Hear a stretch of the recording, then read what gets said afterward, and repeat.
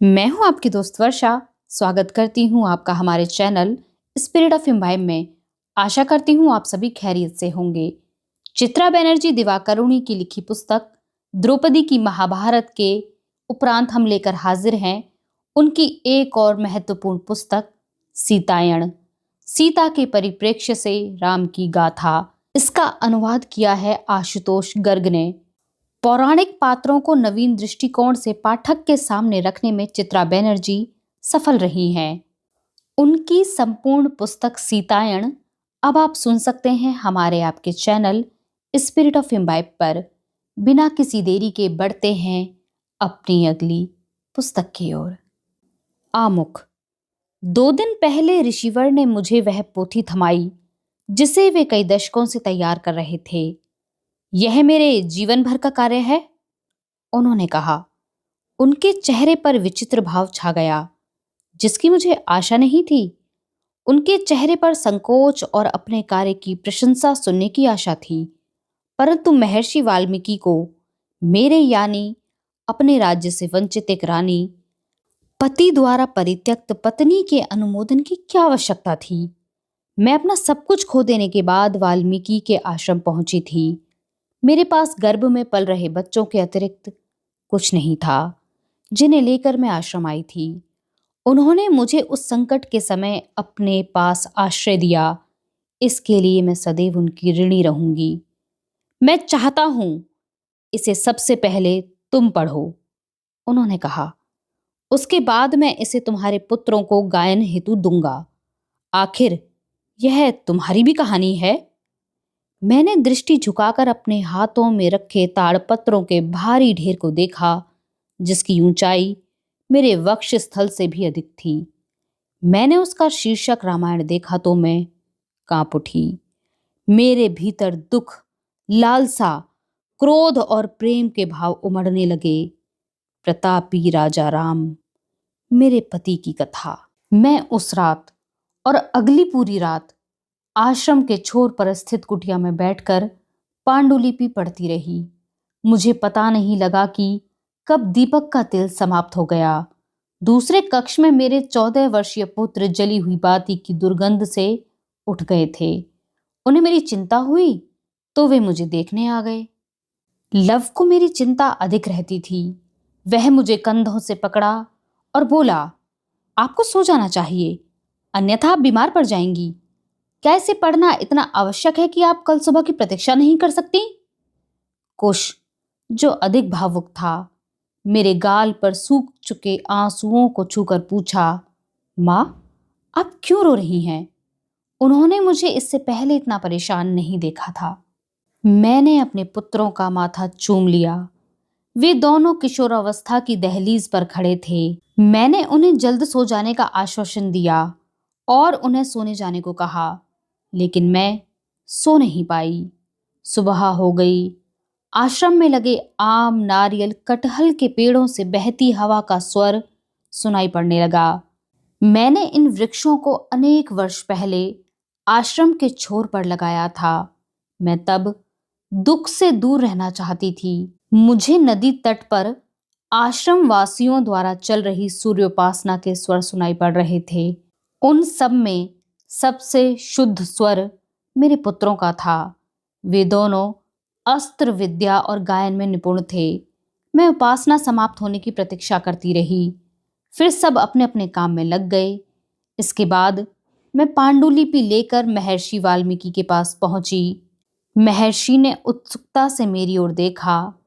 यह बहुत अच्छी है, मैंने कहा। काव्य अति उत्तम है और विवरण भी बहुत सुंदर है। इसकी लय शुद्ध है। आपने पृथ्वी और स्वर्ग दोनों के इतिहास को भली भांति अभिव्यक्त किया है तथा इसमें युद्ध के रोचक प्रसंग, विवाह एवं मृत्यु के दृश्य, विश्वासघात और विदाई के क्षण, महल और वनों के वर्णनों को भी आपने बड़े सुंदर ढंग से सम्मिलित किया है। किंतु किंतु मैंने कहा और फिर मैं क्रोध रोक नहीं सकी। आपको नहीं पता कि मैं जिस समय वृक्ष के नीचे अंधकार में अकेली बैठी थी तब क्या हुआ था? आप मेरी हताशा को नहीं समझ सकते? आपको मेरी प्रसन्नता का भी अंदाजा नहीं? जब मैं पहले वन और फिर अयोध्या में थी, तब जब मैं सृष्टि की सबसे प्रिय स्त्री थी। मैंने वही लिखा है जो मुझे दिव्य दृष्टि से दिखाई पड़ा है, ऋषि ने कहा। फिर तो वे दृश्य आपको किसी देवी ने नहीं बल्कि देवता ने दिखाए होंगे, मैंने रूखेपन से उत्तर दिया। एक स्त्री के जीवन, उसकी खुशियों के पल में हृदय का टूटना, उसके अप्रत्याशित संबंध एवं इच्छाएं और उसके जीवन के व्यवहार, जहां उसे एक सुख पाने के लिए दूसरे का त्याग करना पड़े, यह सब आप नहीं समझ सकते।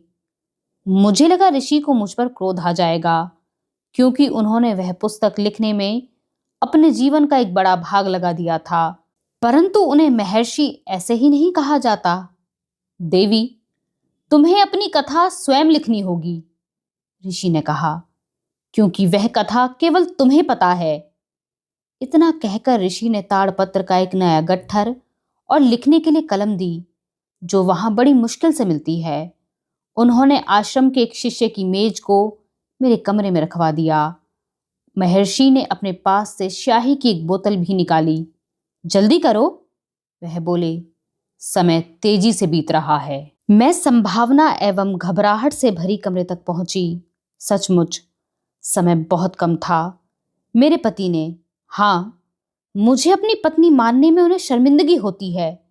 मुझे अपने बच्चों को बड़ा करने के लिए अकेला छोड़ दिया गया था। मुझे उनसे सुख नहीं मिला, किंतु उन्होंने मुझे शांति से रहने दिया। परंतु ग्रहों की स्थितियां बदल रही थीं। सब कुछ फिर से परिवर्तित होने को था। मैंने द्वार बंद किया और पैर मोड़कर नीचे बैठ गई। फिर मैंने मेज पर ताड़ के पत्तों को बिछा लिया। मुझे बाहर से आवाजें सुनाई पड़ रही थीं। वाल्मीकि मेरे पुत्रों को महाकाव्य की गायन शैली सिखा रहे थे।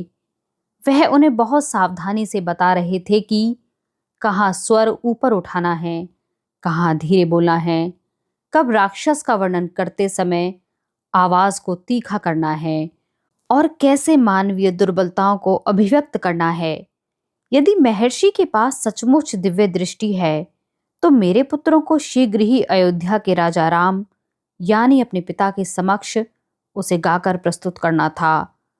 राम वही व्यक्ति हैं जिन्होंने मेरे निर्दोष पुत्रों को उनके जन्म से पहले वन में भेज दिया। यदि वाल्मीकि की अंतर्दृष्टि सत्य है, तो मेरी भेंट भी राम से होने वाली थी। राम एक राजा, पिता, योद्धा और पति हैं। मेरे प्रिय राम, जिन्होंने मुझे उस क्षण में त्याग दिया जब मुझे उनकी सबसे अधिक आवश्यकता थी। यह मेरे जीवन का सबसे बड़ा सुख और यही सबसे बड़ा दुख भी है। इससे पहले मुझे कार्य पूरा करना था।